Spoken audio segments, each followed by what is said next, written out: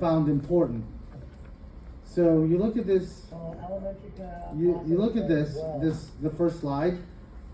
I already highlighted digestion, mechanical digestion, and chemical digestion. So right off the bat, can we make a question out of this first part? Easy.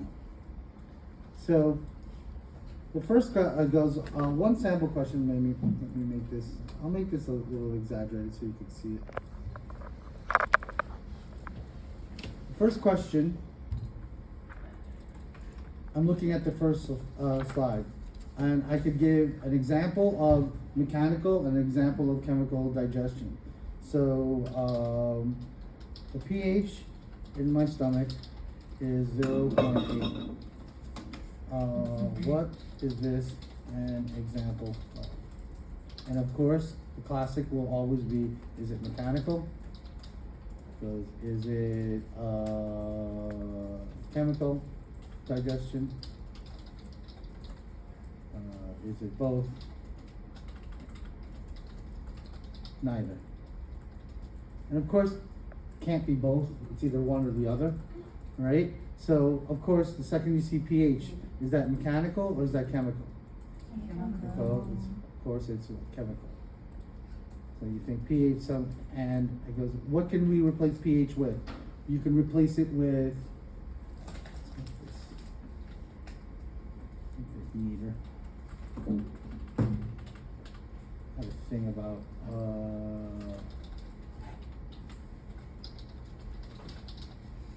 now I can replace pH with anything chemical, right? So what other chemical that I can replace pH with? It goes, can I replace, and can I write enzymes? Sure. Can we also write hormones? Sure. Neurotransmitters? Sure. So that would all fit. So you could make a question based on that. Now, how would we deal with mechanical? It goes, my patient has no teeth. They are having trouble chewing. Chewing, of course, we know now is mastication. What category of problem is this?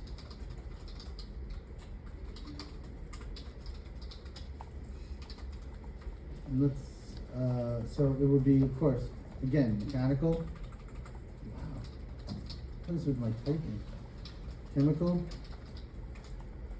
both, neither. And what can we replace, what other, and of course, if mastication or can be what is of course mechanical. And then we ask ourselves, what can the test maker do to replace mastication? And if you look, right, at the lecture, right, other things that are mechanical are churning of my stomach, or propulsion. We're going to talk about propulsion in a second. And of course, propulsion, you're going to think movement of either food or feces. So that takes care of this slide on the two types of digestion. Now, didn't I also deal with ingestion, propulsion, absorption, defecation? Yeah, I talked about this as well, and it has to go in that order, right? So I could ask your digestive system, what are its four major things, and I could use each one as an example. So let's make it like a matching. So I have ingestion, propulsion, absorption, and defecation. Okay?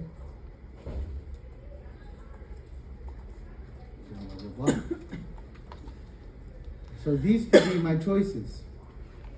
Now, just like if there's a list, just like if there's a bullet points, could those be answers? Yeah. So what can we do? let's make a question, so I can make a matching right now, right? And then these turns into questions. So, the ingestion part, when you think about all your parts, because these are what functions.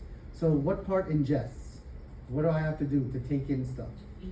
I gotta eat, right? So think about where's all the eating happening, right? So think ingestion is eating. It's the first part of swallowing. It's also what? Chewing. So that could also be a mastication question as well, right? Now propulsion, movement, and what's the what are the two movements that we learned in the rest of the lecture? We learned that, of course, right now with the mechanical. Peristalsis. The peristalsis is one. Let's put peristalsis first. And the peristalsis, the classic example, even though it occurs in other parts of your GI and your body, the classic example is your food tube, which is your esophagus, right? And the other was, of course, well, let's just keep it at that. Let's just keep it, propulsion means what? Movement of food. So the peristalsis is the movement of food where? From the first part, oral cavity, to where? Stomach. And then of course absorption. Which was the big one in absorption? Which is the whole set of tubes that deals with taking in things, right? What takes in the nutrients? GI tract. Intestines, small intestines. Small intestines. So think what? Absorbs nutrients. And who absorbs water? Large intestines.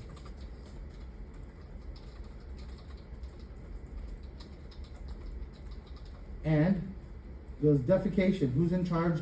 Who makes feces? Colon. Large intestines. Oh, looky here. I have defecation and absorptions for large intestines. Don't you think I could make a both A and B question? Which of the following is a function of your large intestines? Is it absorption of water? A. It goes defecation or creation of feces. B. Both, neither. This is actually how I pick up both A and B questions. I start seeing what's common, right? But now if we're looking at this, you could see now I just created how many questions or potential questions off of these 4 functions of your GI tract.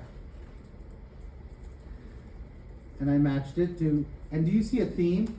If I am looking at a physiology, right, or how something's work, can I match it to the part and then easily just do this?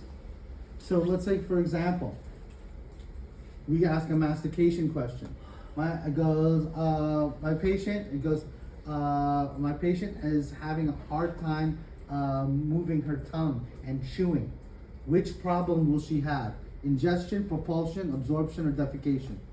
Ingestion. She'll have an ingestion problem. My patient has myenteric plexus damage of her submucosa. It goes at the level of her esophagus.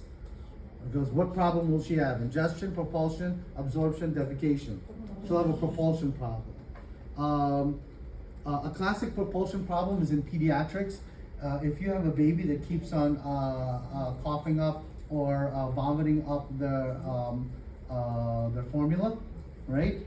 Then they probably have esophageal atresia. So will that be an esophageal atresia, a problem with your esophagus? Would that be an ingestion, propulsion, absorption, or defecation problem? It would be a propulsion problem. I can't get the milk from where?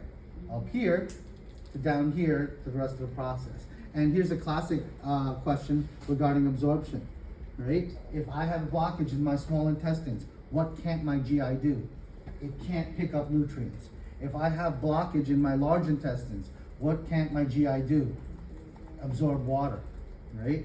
And because if I have a blockage in my large intestines for whatever reason, like cancer, right? Will the feces be able to come out? No. And that'll be a what? A defecation problem. And remember what feces is. It's the removal of waste. And waste is anything the body deems as extra. because the body only keeps and takes what it needs. Anything extra. So for example, if I eat way too much sugar, what will end up in my feces? Sugar. If I eat way too much salt, what should end up in my feces? Salt, because my body only needs what? This amount. Same thing with nitrogens. It goes urea, waste. I need CHO.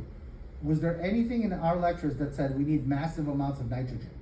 No, and it's also part of the vegan argument, like, why are we so focused on meat, protein products that flood the body with so much nitrogen when we don't need a lot of it, right? Which is a point. But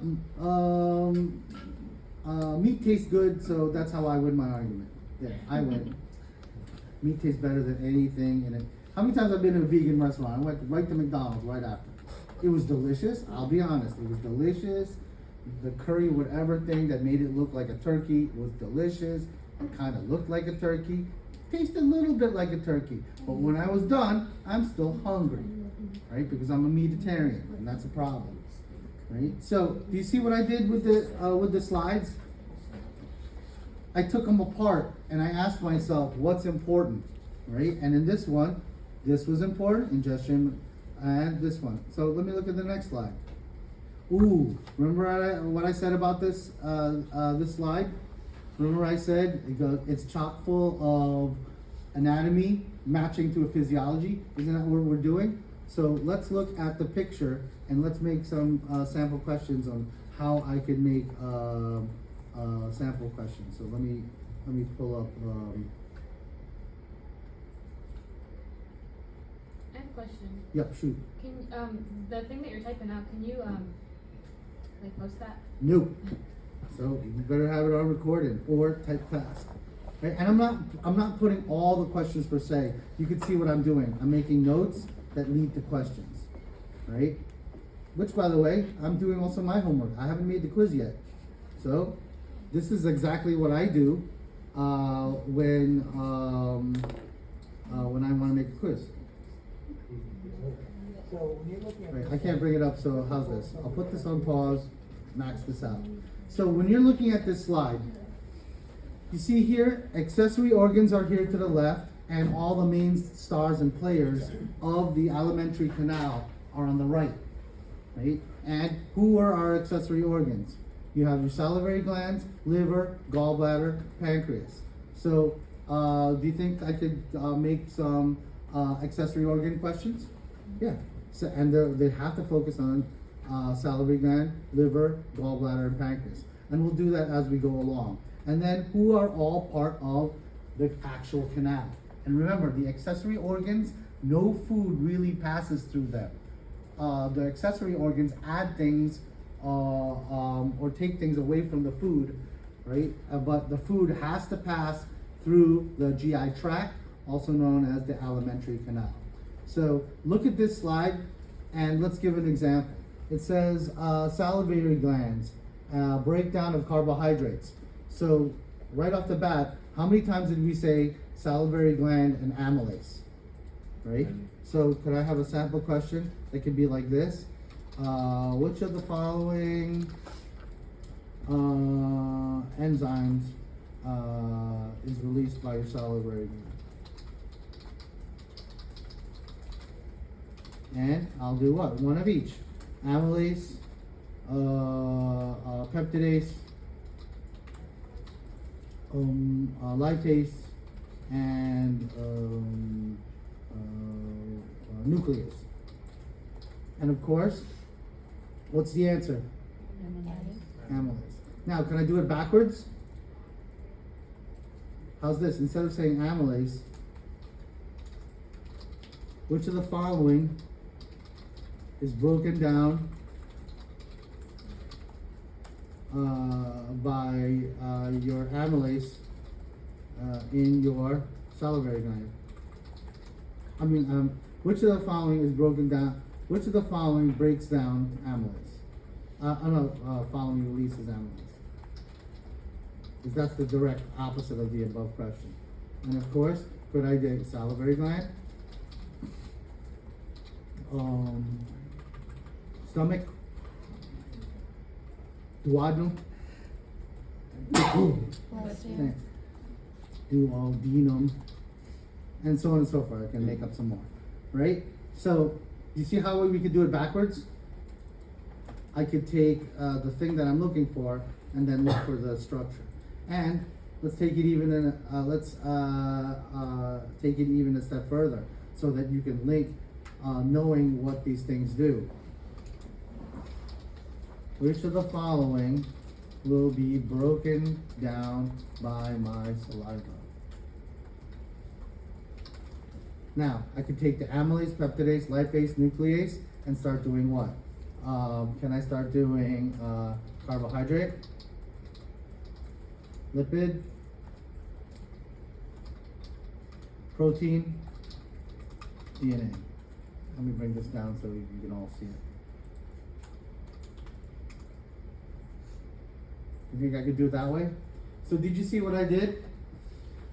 I took the question and the answer and then did what? I could switch them. Or I could take one of the answers and then just expand upon it, because one of the answers was what? Amylase, peptidase, lipase, nuclease. I could ask you which one does what. And of course, amylase breaks down carbohydrate, lipase breaks down lipid, proteinase or a peptidase breaks down protein, and the easiest one of them all, a nuclease, because that's what DNA is, it's a nucleic acid. A nuclease breaks down DNA. And all of these things happen in our GI, but where's the only place that it happens specifically with your saliva? It's where? Carbohydrate. Lipid, protein, and DNA happen in your duodenum. Lipid, protein, DNA also have enzymes in your pancreas. Lipid, protein, DNA also have enzymes in your stomach. What's the unique thing about saliva? It's got amylase in it, carbohydrate. So that's kind of a way that you can now, so when you're doing your questions, you have to ask yourself, did I grab up questions that will deal with my saliva and salivary glands? Do I have a complete set of questions with liver, gallbladder, pancreas? How's this? Can I take salivary gland, liver, gallbladder, pancreas? Doesn't this look like a list? Let's do a sample question of that. So I could take all of my accessory organs. Which accessory organ produces bile? So I could say, is it saliva? Is it, what's the other one? Liver? Gallbladder? Or what's the last one? It's your pancreas. Which accessory organ deals with bile? B. Right? Produces bile. It's the liver. Right? Now, someone said B. Right? Yes. But the answer to B would be, which accessory organ stores and releases bile? Then it would be what? Then the answer would be B.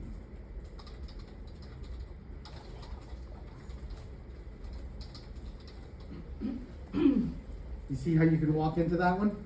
Right? Because so liver produces the bile. Now, we saw bile was important, right? So now that leads what? To another question. What is bile? What is the function of bile? Does it breaks down fat into triglycerides?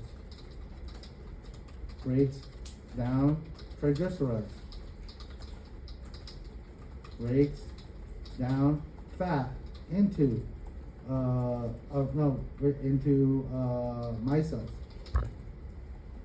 Breaks down fat into chylomicrons.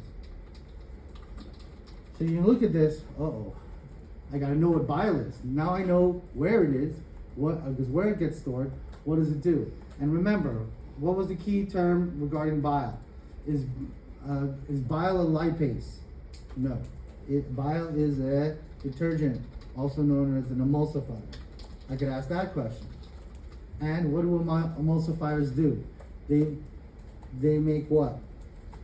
They make fat smaller. So a micelle is just what? A smaller piece of fat.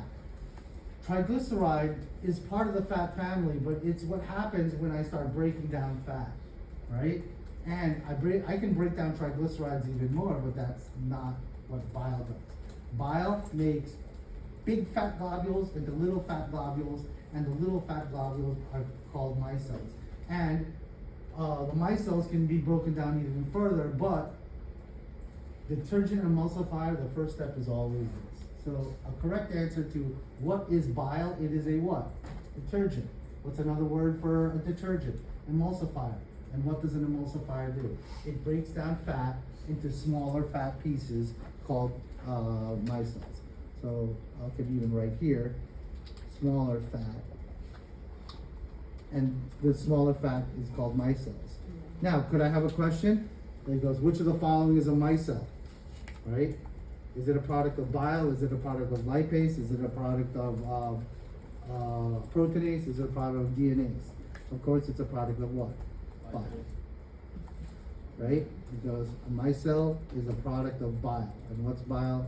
And do you see how because if you put all the synonyms of something together, you could see how I could totally move the furniture on every given topic. So what is the function of a detergent? It's the same thing. What is the function of an emulsifier? Same thing. Which of the following is a detergent? Is it bile, lipase, proteinase? I could do it that way. Right? What's a micelle? What's a chylomicron? See, so when you create your own questions and then when you start looking at the slides, you can start figuring out every which way I could ask those questions. Let's hit up another. So would the one for 10 be gallbladder? Yeah, it would be what? B. Let me make this blue. Blue.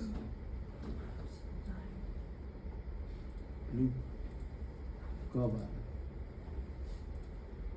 And that releases bile, stores bile. It didn't make it. It released it, it stored it. And it is an important distinction. Right?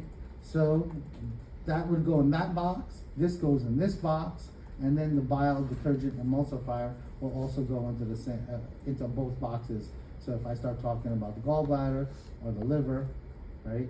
I now know what bile is, I now know its synonyms. So, because that was also the other thing that I caught you on the last quiz. When I start using synonyms for things, you guys start forgetting what is the original word or topic that you need to look for. So now you know you could do that. Let's go and see what other slides look juicy. Oh, look at this. Hey, isn't this a layers question? Right? If it's a layers question, does it have to come out? It has to come out. It is almost a moral imperative for me to do a layers question. So let's do a layers question. And of course, what will be it'll always be which of the following layers or parts of the alimentary canal have an abundance of blood vessels. Now, so what? Of course, I put the choices that are on the slide. So it's mucosa, submucosa, muscularis, layer, and serosa. And of course, we're going to think blood vessels. You're going to think what? Submucosa. And wherever there's blood vessels, aren't there arteries, veins, nerves, and of course, are ever so popular, lymphatic tissue. So can I instead of writing blood vessels, can I put all those other things? Nerves, lymphatic tissue, lacteals, all the synonyms of blood vessel. Now I belong to submucosa. Which of the following parts of the alimentary canal have and abundance of goblet cells. Which one would it be? Who has a, first you have to ask yourself, what are goblet cells? Mucus. Mucus, right? So I know goblet cells mean mucus, right? So the answer would be what? Mucosa. And of course, let me ask a muscularis layer.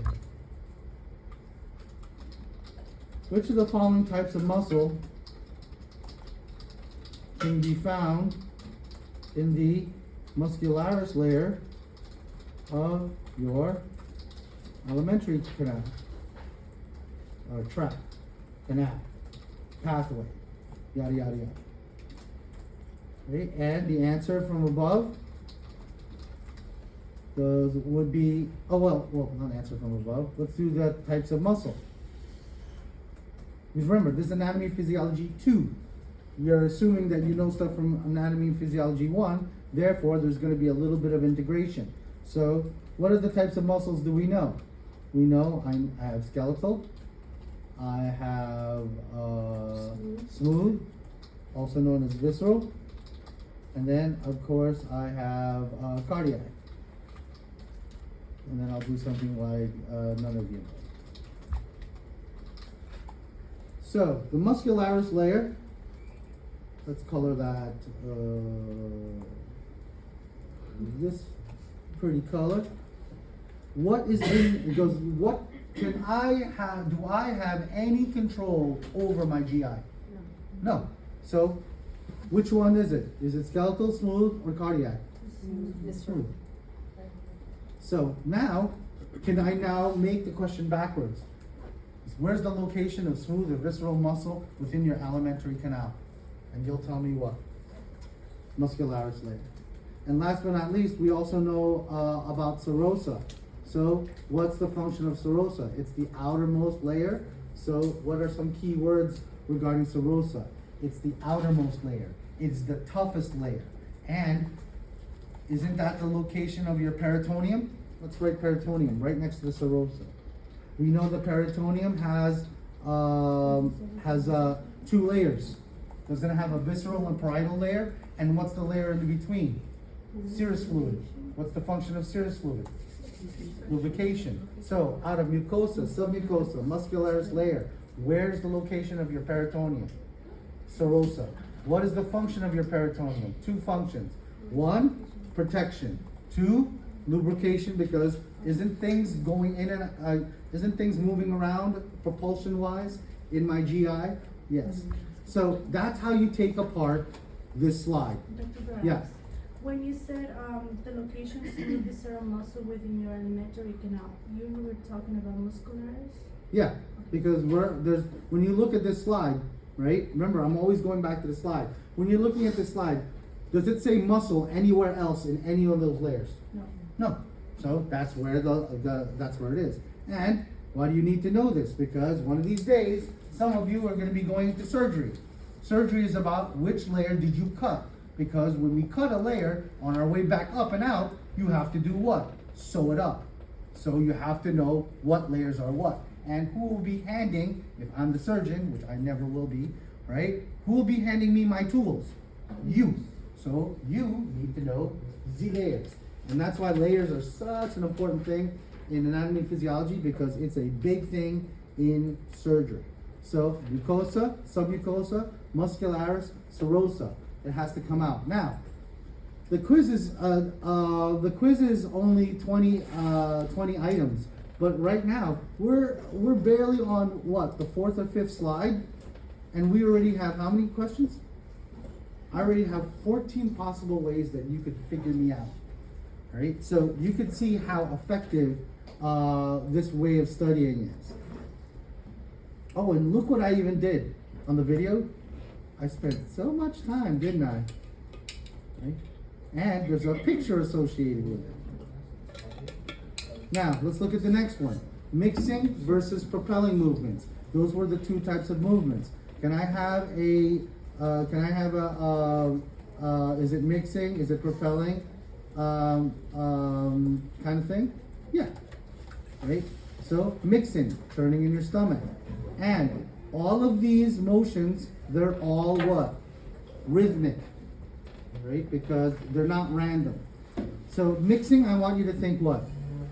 Stomach, propelling, peristalsis, right? Which is your food tube.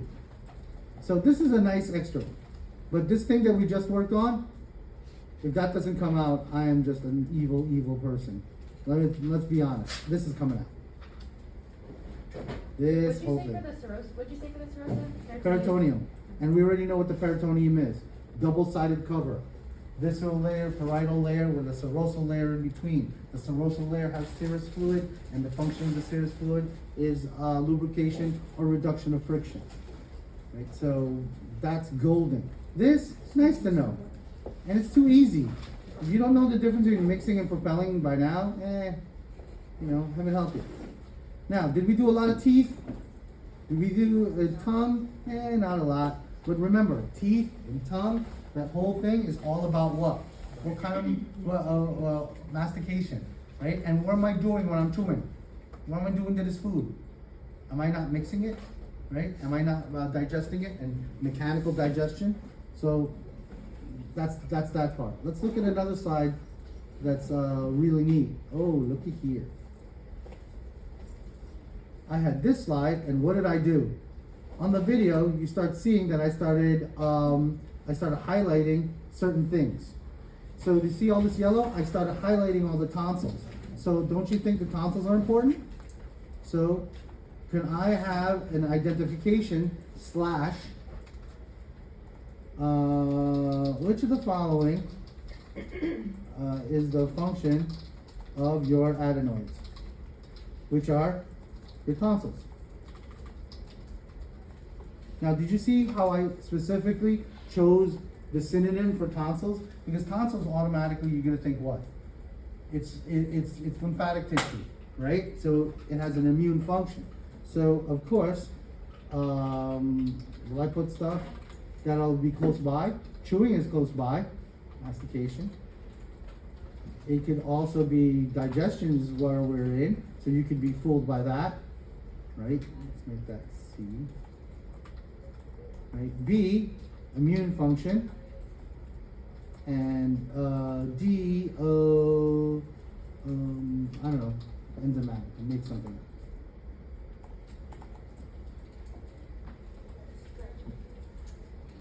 Now, of course, what are your adenoids? Gland. What are your tonsils? They're part of your lymphatic system, and your lymphatic system is always about immune system.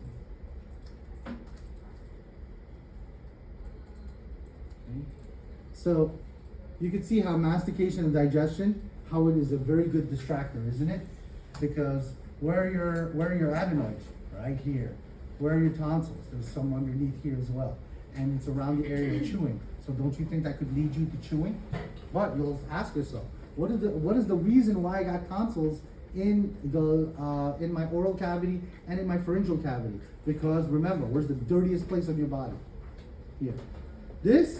The only thing you have to worry about is E. coli. That's it, right? This, you got to worry about 200 plus things. And let the people in green deal with it.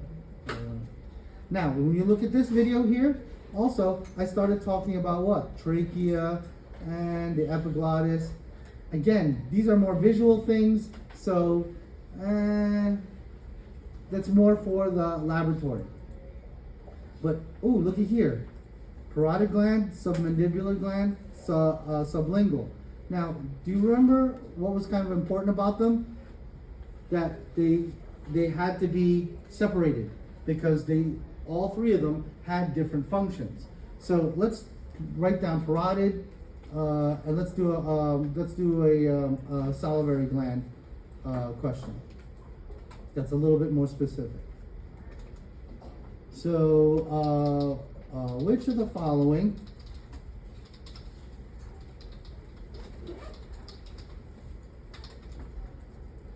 right? So the choices would be parotid gland, submandibular,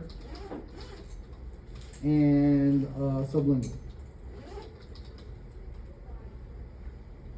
So amylase, and we know amylase is goes. Now here's the thing: you're like, oh, I remember amylase. It's in my saliva. But here's the problem: these are all salivary glands, aren't they? So which one is amylase? And it's the what? It's the first one, parotid gland. Now, do you think I could do the same thing? Which of the following glands secrete both mucus and serous fluid? And if it has both mucus and serous fluid, let's make it a lighter color. It's too what's going on? And of course, it's what? Submandibular. And then the last part, which of the following glands secrete mainly mucus? Right, so if we think like mainly mucus, that would be what? Submandibular. And we know that from this slide because remember we stated these items. And how's this? Because which of the following glands has a purely digestive function? That's amylase. That's parotid. Which of the following glands it goes has a lubrication function? Then it would be what? Submandibular. Sublingual. Oh, that's a nice both B and C question. Because mucus and serous fluid, we already know that serous fluid is what? Lubrication, right? And remember, what is the function of the majority of the mucus in your GI system? It's for what? Lubrication. To get the food down to where it has to go. And if you don't remember that, just try eating a bunch of crackers without any water. It's a hard thing, right? So you have to have a little bit of fluid to get the stuff rolling. The next slide that looks good. Isn't swallowing important? First stage, second stage, third stage. And remember, the first stage is voluntary. Second and third stage, involuntary. First stage, so what nervous system do we know that's purely voluntary?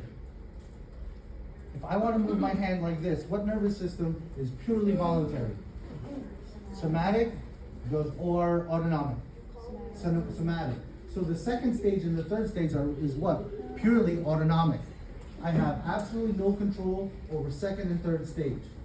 So that could be one question. And either voluntary, and these two are involuntary. Now let's look at how do you tell second stage from third stage? Third stage definitely has what? Peristalsis. But second stage, what did we talk about that was really big on second stage? The epiglottis has to close off the larynx. So that's what? Second stage. So knowing that, let's make a first stage, second stage, third stage set of questions. Or let's make it make it like a matching.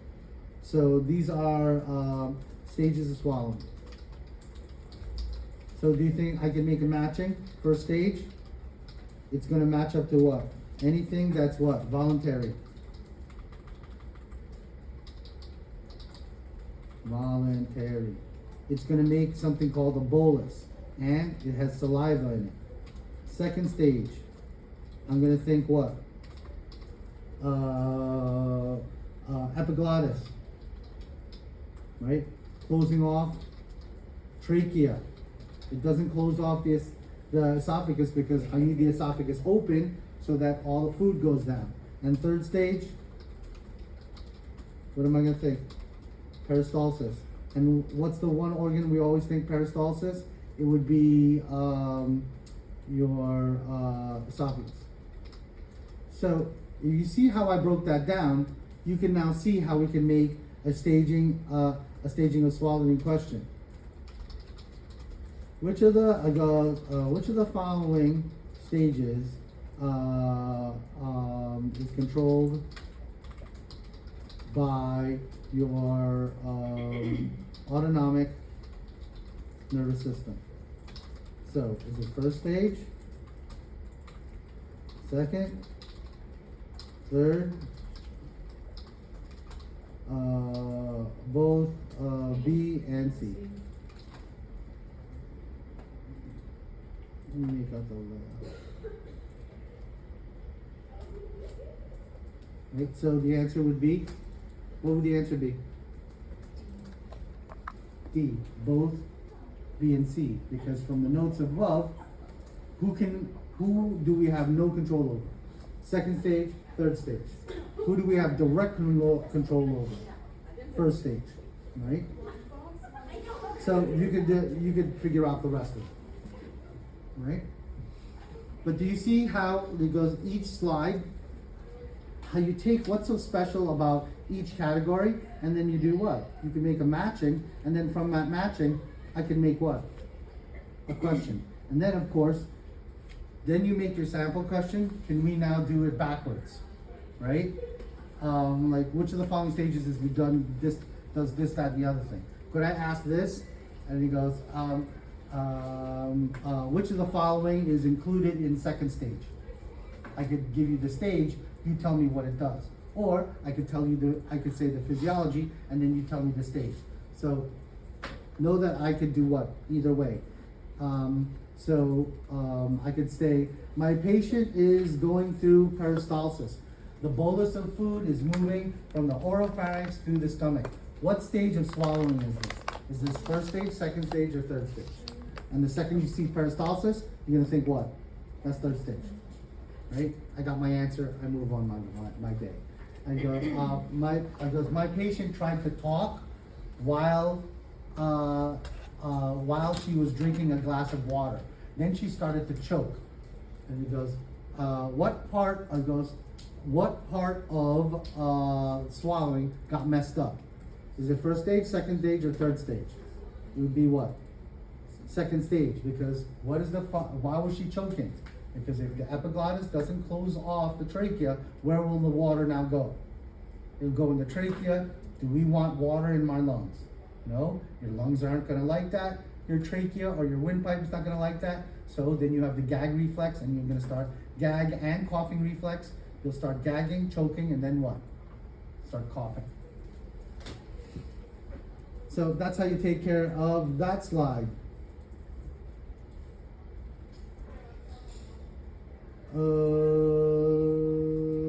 Let's look at an anatomy question.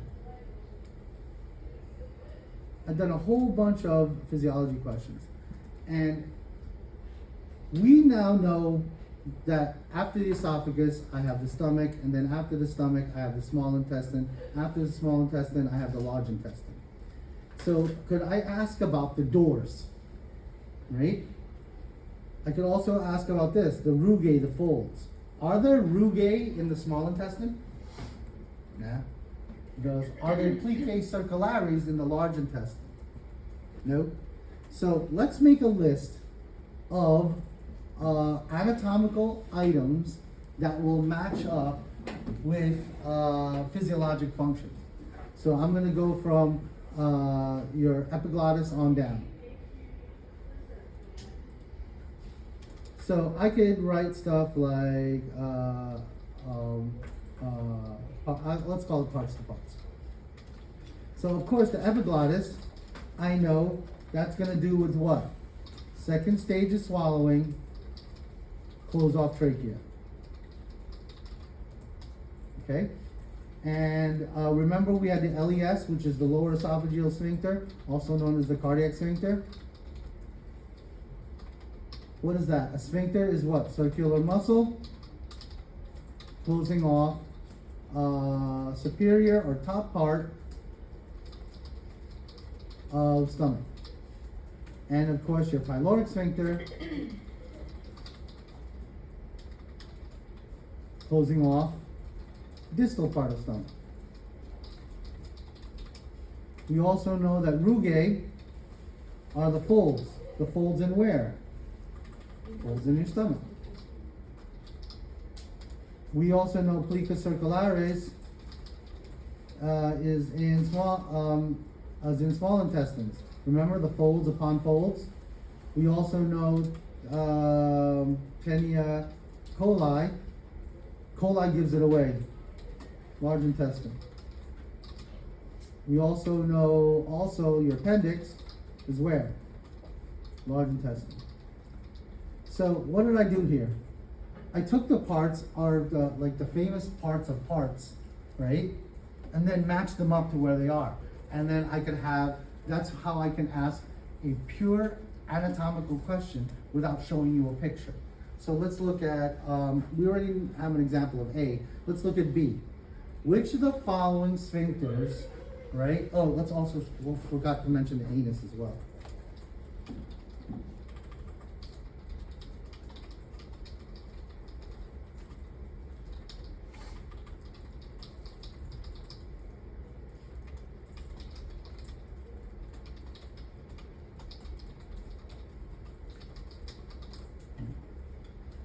Remember we talked about that, which one can I control, which one I can't? It's almost always the external thing you can control.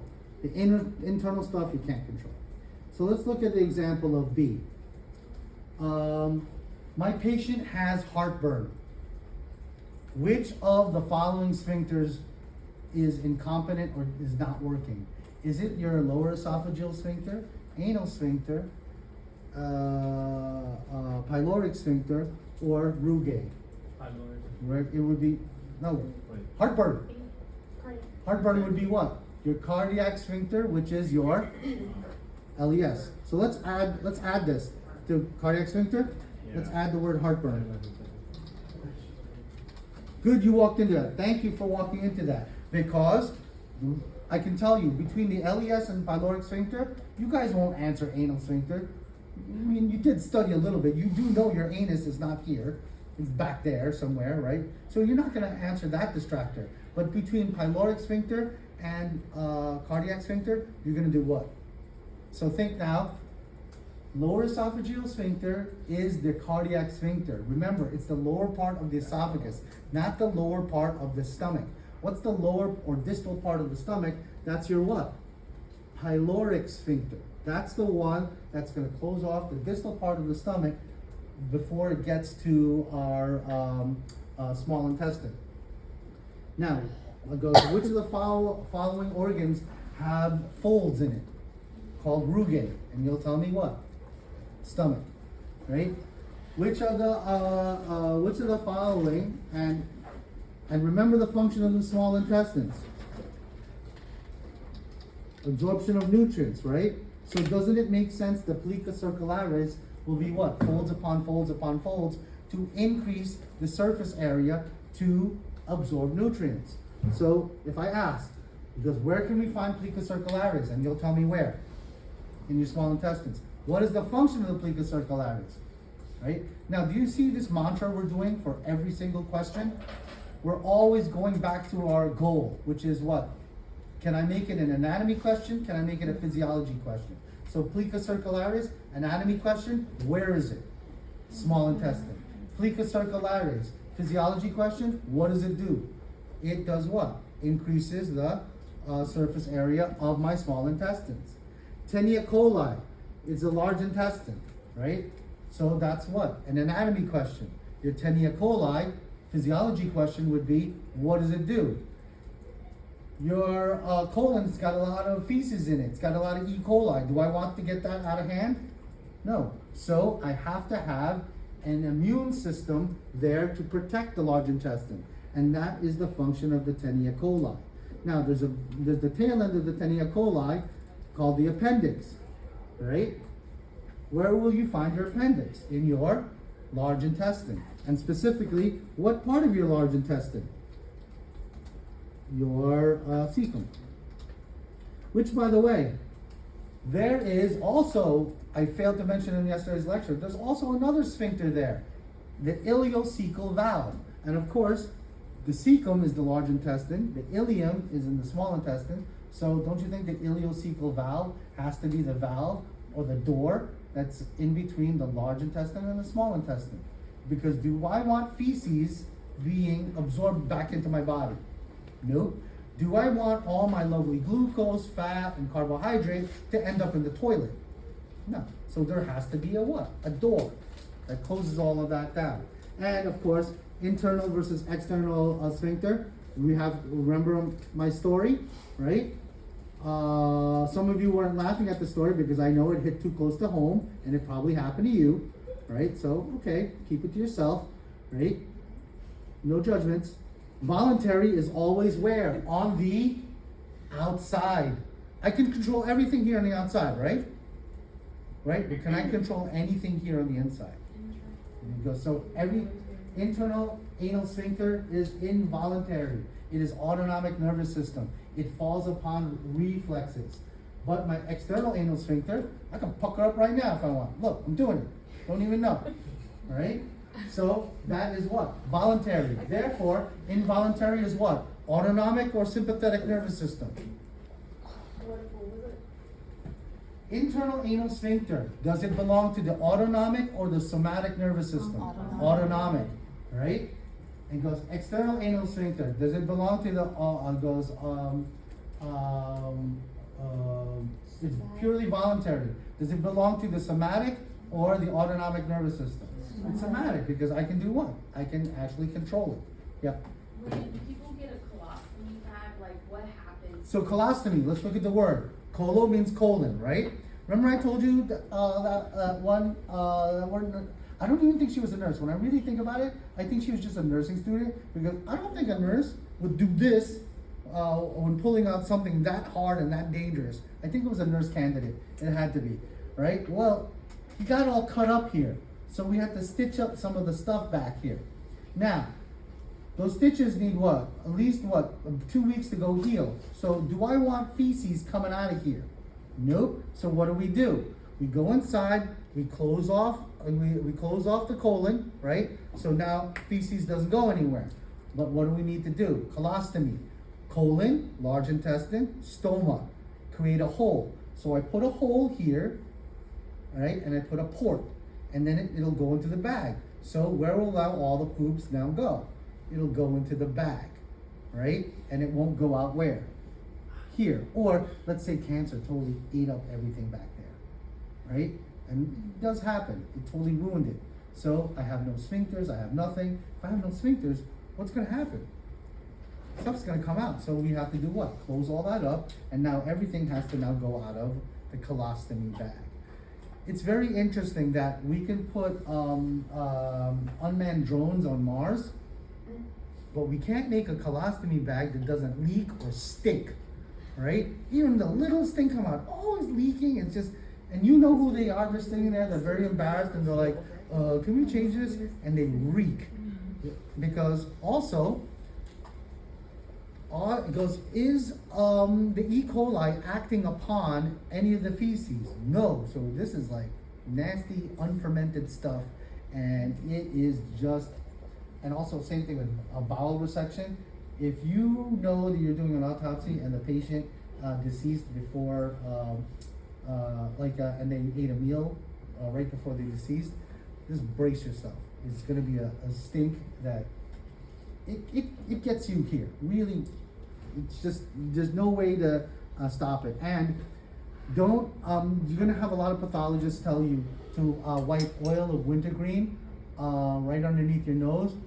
Don't do it, because then every time after in the rest of your life you smell anything remotely like peppermint, it's gonna start feeling like you're smelling what? Bowel resection. That's why every time I go to a car wash, and then they have those little green little trees and stuff, I'm like, no, man, why does it smell like an autopsy in here? And my wife would be like, well, it's nice, I like mint. I'm like, that ain't mint. Oh, that stinks. And same thing, there's certain cough drops that I can smell poops. But it's why? Because psychologically, if you have a bad experience, it links emotionally to things, all right? A lot stronger than good experiences. And that's why we try to minimize the bad experiences for our patients as much as possible. Oh, look what I did here in the video. I actually drew an arrow. So that's that. Rugae folds, know the parts, nice to know.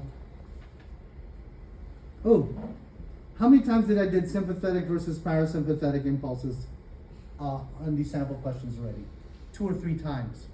I already talked about the neural impulses. So we now remember that, think sympathetic is fight or flight.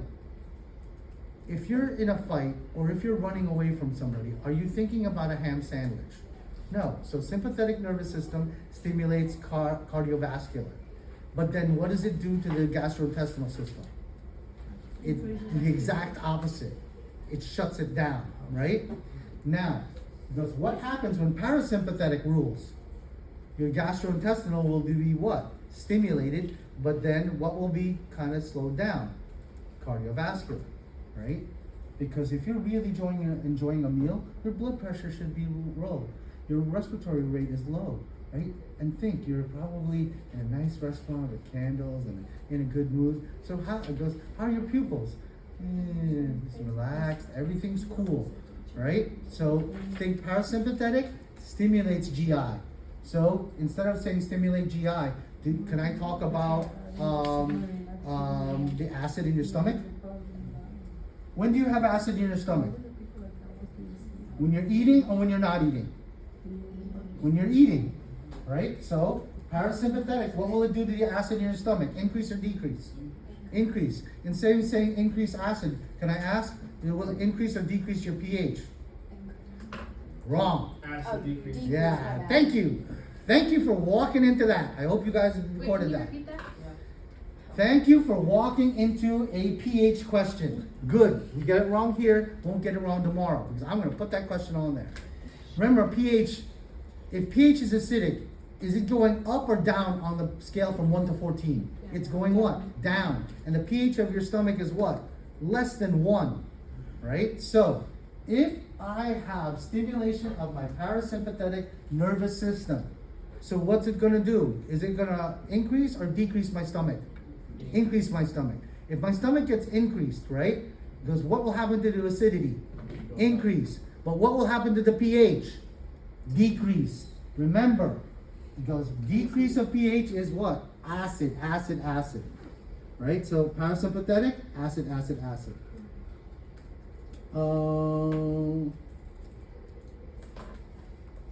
Pancreatic juice, pancreatic lipase. But what's more important? What's way more important in this slide?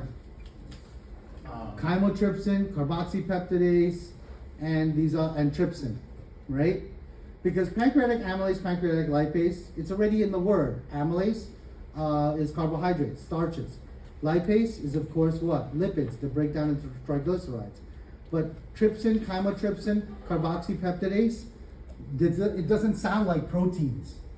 All right, so look at these. So trypsin, what does it do? It digests proteins, right?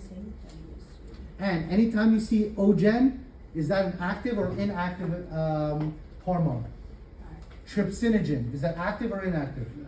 Inactive. And then when it gets active, it'll be trypsin. And then what will trypsin do? It will digest or break down proteins. Who activates trypsinogen? Enterokinase. So this slide is a little tricky. It's going to deal with a little bit of memorization because why? The words don't match. So what can you do to remember these things? Can you draw your own little diagram? Because no one reads like this. No one learns like this. But everyone learns arrows and diagrams. But this one is important because of trypsin, chymotrypsin, and carboxypeptidase. Know what they digest, know what activates them, right? So that's a really great slide. Oh, look what I did. See what I did? Start drawing arrows. This activates this, then activates this. So you can make it a little story. Next slide. Wow. The big liver slide. So I have this big liver slide. Don't you think this will start to become a modified true and false question? So I'll randomly pick 4 of those and take one of them and make them false. And then tell you what? Find the false statement. Or I take 4 of them, I make 3 of them false, and 1 of them I keep true. Find the true statement. Now, here's some tricks for those of you who are new to modify true and false questions.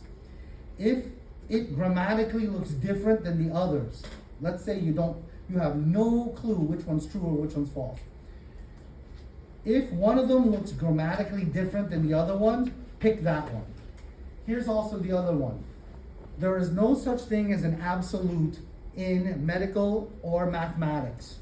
There's not, it goes, I'm not gonna say that, that'll just mess with your mind. Because you'll learn later in advanced mathematics, 2 plus 2 does not equal 4, right? What do you call that?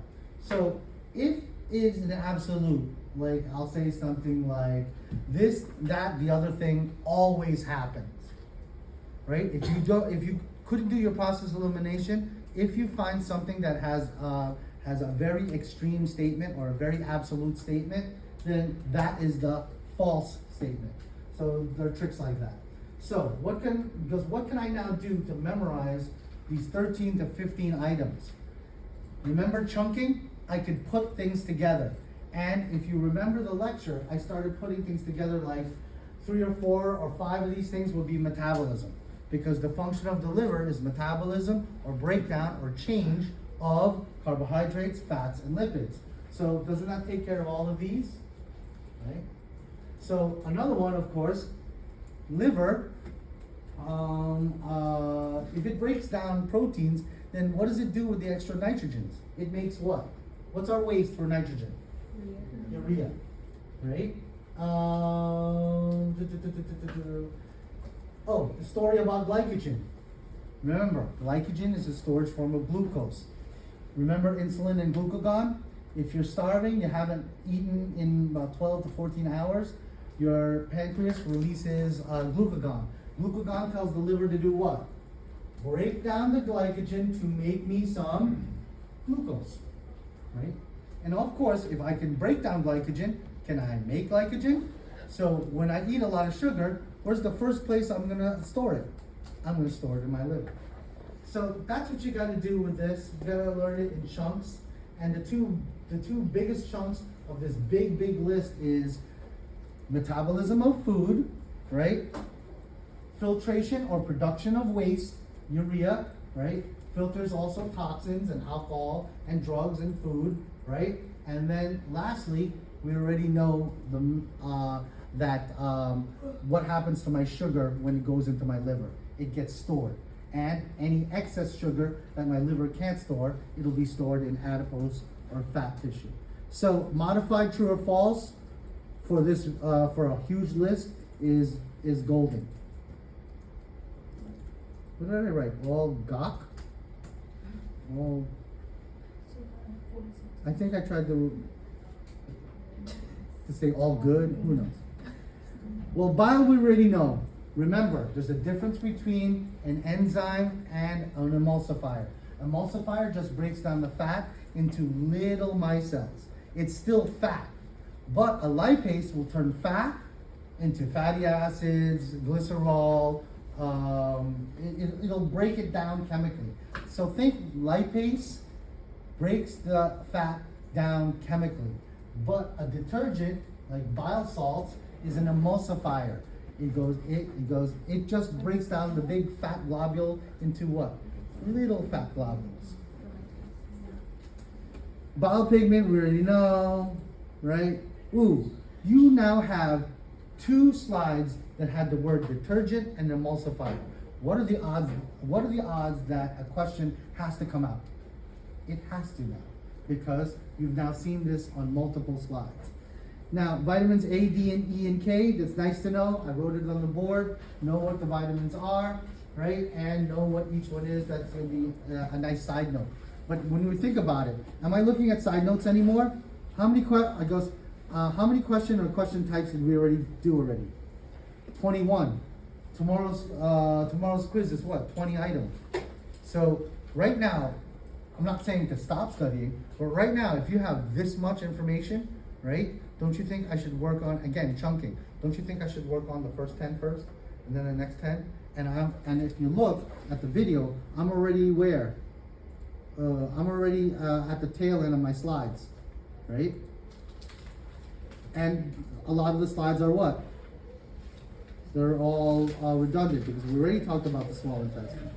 We already talked about the large intestine, right?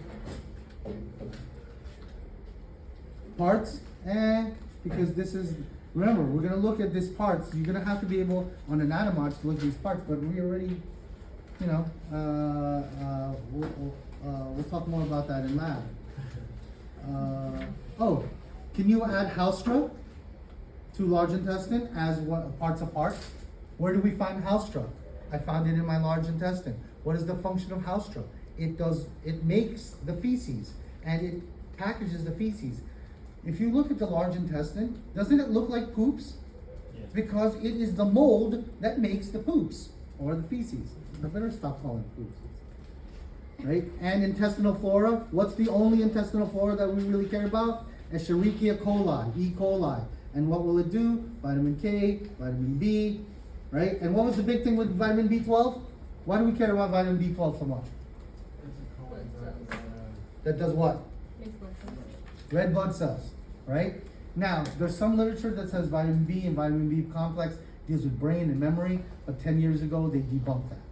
It has more to do with hematopoiesis and red blood cells.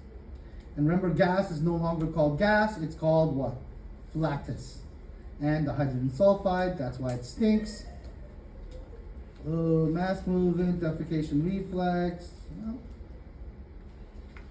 Right. Oh, if I mention the defecation reflex, does it require my brain? And what is the defecation reflex? If enough feces starts filling up your rectum, right, which is the last part of your large intestine, what will it signal your internal sphincter to do? Open up. It'll do it automatically. Because why? It's time to what? Evacuate it. And all the smooth muscle there will start contracting. Will it contracting all day, every day? No. Remember the story? It'll contract in cycles, in waves. That's why you're like, ooh, I gotta go to the bathroom. You wait a couple minutes, what happens? It goes away. No, oh, okay. Then you do a couple of things, and then 20 minutes later, oh, but it gets worse, right? You're like, ooh, ooh, start groundhogging it. And you're like, oh, okay, let me just finish this one paper. And the next thing you know, you're in trouble. You just, you just defecated on yourself at your own desk. So that's why, right? You ever see, those of you who have children, how many times, especially my girls don't do disgusting things like that. But my boys, how many times, like when they were kids, they crap themselves because they were having so much fun doing whatever they want to do. Like, how many times my boys would come back and goes, I pooped, but it's okay. And then I saw the slide, there's this big brown, oh man, did you have to ruin it for all the other kids? And then I pretend, I pretend that somebody else did it. Oh my God, that's disgusting. My kid went still away. So we're all good? Everyone gonna ace this thing? And also, why don't I give you this Microsoft Word document? Because I need for you to do what we did here at home. So you get used to it. So when you're in that other class, you can do what I just did, right? And you do that, you can conquer any type of exam. If you know what's important and the style of your professor, make mincemeat out of them. All right, we're all good. Did everyone sign in the sign-in sheet? Because School of Nursing tracks who comes to these things.